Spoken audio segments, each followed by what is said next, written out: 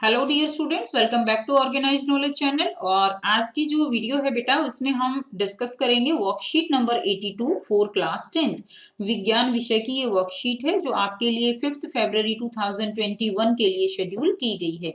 आज की वर्कशीट में भी हमारा चैप्टर कार्बन और उसके यौगिक ये कंटिन्यू रहेगा।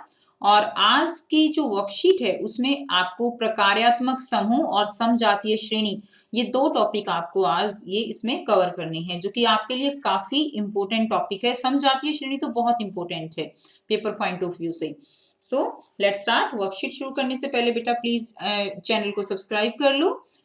एंड प्रकार्यात्मक समूह, देखिए प्रकार्यात्मक समूह क्या होता है।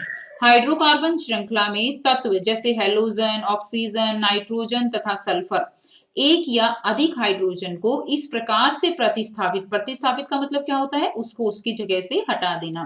ठीक है, तो क्या होता है कि तत्व जैसे हेलोजन है, ऑक्सीजन है, नाइट्रोजन है या सल्फर है, वो कोई भी हाइड्रोकार्बन श्रृंखला होती है, कार्बन और हाइड्रोजन से बनी श्रृंखला को क्या कहते हैं, हाइड्रोकार्बन श्रृंखला कहते हैं। सो वो इस प्रकार से प्रतिस्थापित करते हैं कि कार्बन की संयोजकता संतुष्ट रहती है, यानी कार्बन की संयोजकता वो बिल्कुल वही 4 ही रहेगी, उसमें उसकी संयोजकता को किसी प्रकार की कोई हानि नहीं होती। यह विषम परमाणु या परमाणु समूह यौगिकों को विशिष्ट गुण प्रदान करते हैं और प्रकार्यात्मक समूह कहलाते हैं। तो ये जो विषम परमाणु उसमें ऐड होता है, चाहे वो क्लोरीन है, ब्रोमीन है, ऑक्सीजन है, ठीक है, तो ये जो है यौगिक, जो भी यौगिक है जिसके साथ भी वो जुड़ जाएगा उसको नया गुण प्रदान करता है। इसे ये क्या कहलाता है, यह प्रकार्यात्मक समूह कहलाता है।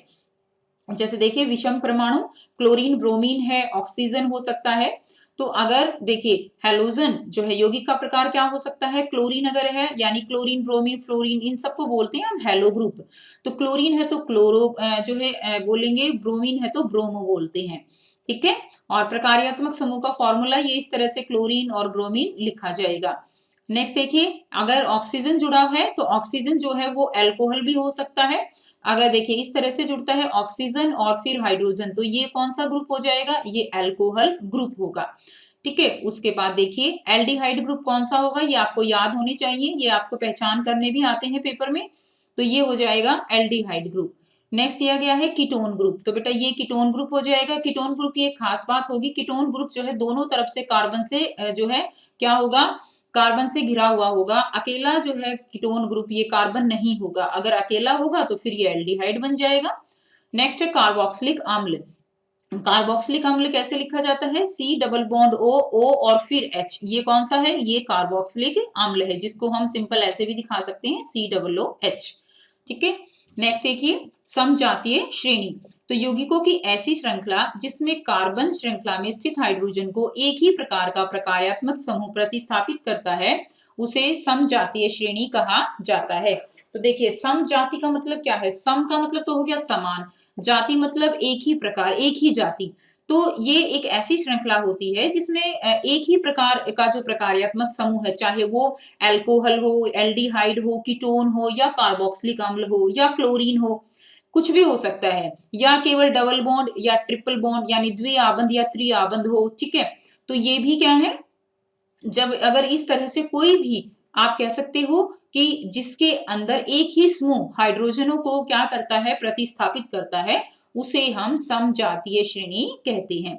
जैसे अल्कोहल की समजातीय श्रेणी का उदाहरण दिया गया है CH3OH, ये क्या बन गया, ये मिथेनॉल बन गया। ठीक है, ये क्या बन गया, C2H5OH, इथेनॉल हो गया।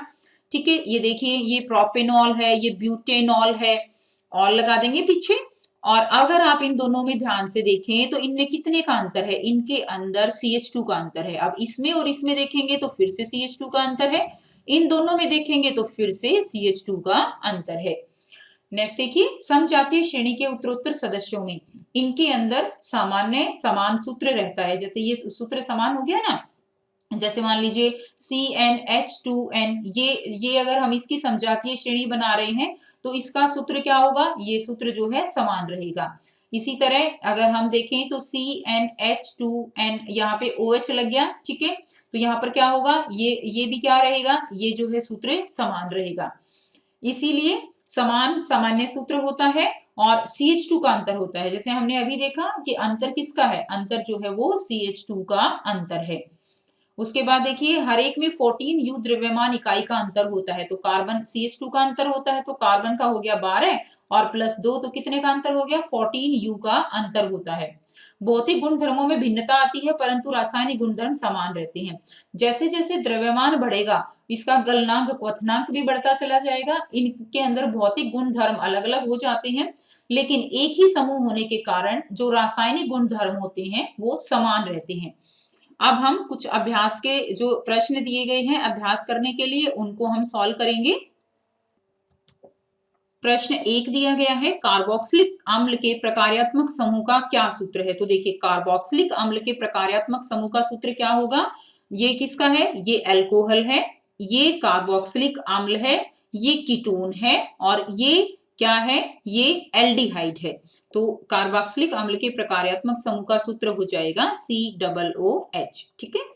प्रश्न 2, CHO प्रकार्यात्मक समूह वाली समजातीय श्रेणी के दो सदस्यों के आणविक सूत्र आपको यहाँ पर लिखने हैं। तो CHO जो प्रकार्यात्मक समूह है उसकी समजातीय श्रेणी के पहले दो सदस्य हैं। तो देखिए एक तो हमारा हो जाएगा HCHO। ठीक है भाई, एक तो बच्चों ये हो गया HCHO, ये जो है क्या हो गया, ये मेथेनॉल हो गया। ठीक है, एक ही कार्बन है इसके अंदर तो मेथेनॉल हो गया। दूसरा हो जाएगा CH3CHO, ये आपका इथेनॉल हो जाएगा। ठीक है, नेक्स्ट देखिए इनके अंदर आप देखेंगे तो CH2 का अंतर आ जाएगा। प्रश्न 3 है, निम्नलिखित में प्रकार्यात्मक समूह पहचानिए। तो इसमें आपको प्रकार्यात्मक समूह पहचानना है। इसमें देखिए CHO लगा हुआ है तो इसके अंदर कौन सा प्रकार्यात्मक समूह है, इसके अंदर है एल्डिहाइड। इसके अंदर क्या हो जाएगा, एल्डिहाइड। नेक्स्ट देखिए ये कौन सा है, CH3COOH। तो COOH कौन सा समूह है, ये कार्बोक्सिलिक अम्ल है। कौन सा है, कार्बोक्सिलिक अम्ल। तो इसमें लिख देंगे आप कार्बोक्सिलिक अम्ल। नेक्स्ट देखिए CH3CH2OH, OH क्या है, OH जो है अल्कोहल ग्रुप है तो इसमें आप लिख देंगे अल्कोहल। कौन सा समूह हो गया, ये अल्कोहल। इसमें क्या है, इसमें देखिए बीच में CO है, आपको ऐसे भी दिया जा सकता है, आपको ऐसे भी दिया जा सकता है, तो आप इसमें कंफ्यूज ना हो।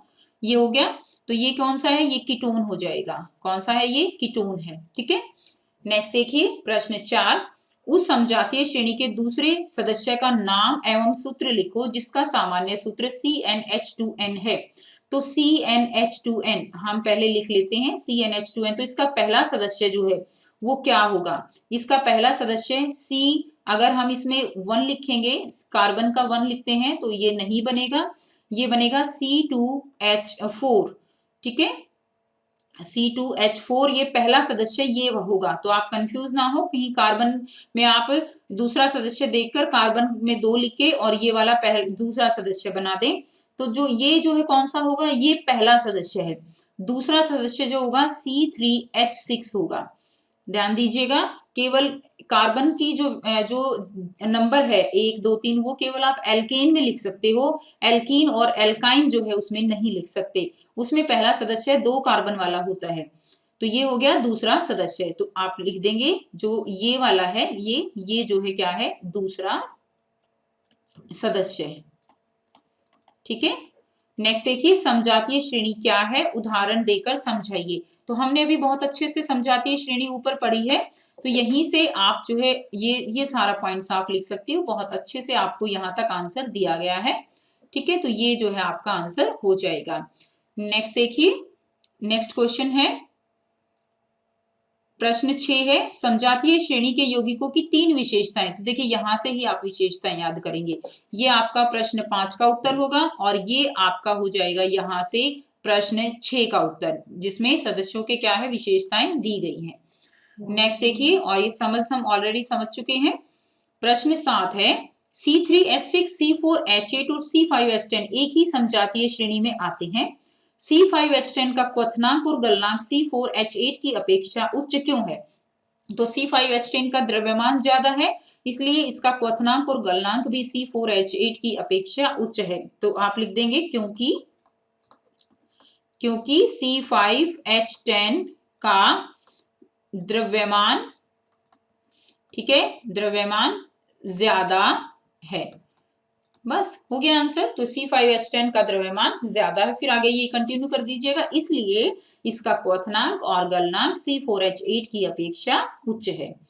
ख दिया गया है, तीनों यौगिकों को बढ़ते हुए क्वथनांक के क्रम में लिखें। तो बढ़ते हुए क्वथनांक के क्रम में जिसका जिसका द्रव्यमान, ठीक है, जिसका द्रव्यमान आणविक द्रव्यमान कम है तो वो उसका क्वथनांक गलनांक कम हो जाएगा। तो पहले नंबर पे क्या आएगा, C3H6। इससे ज्यादा किसका होगा, C4H8। और सबसे ज्यादा किसका होगा, C5H10 का।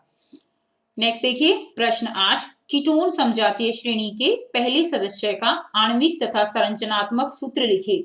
तो कीटोन समजातीय श्रेणी के पहले सदस्यों का आणविक और संरचनात्मक सूत्र लिखना है। तो हमने किया था, कीटोन ग्रुप जो है वो दोनों तरफ से कार्बन से घिरा हुआ होगा।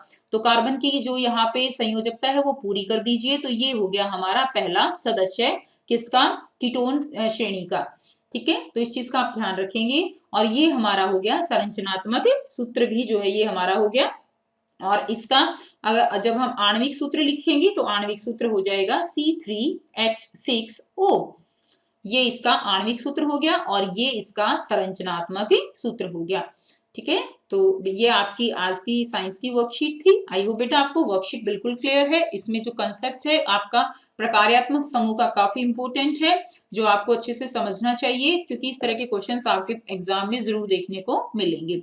सो वीडियो अच्छी लगी तो लाइक शेयर कीजिए, चैनल को सब्सक्राइब कीजिए और सपोर्ट कीजिए। And thanks for watching students, have a nice day.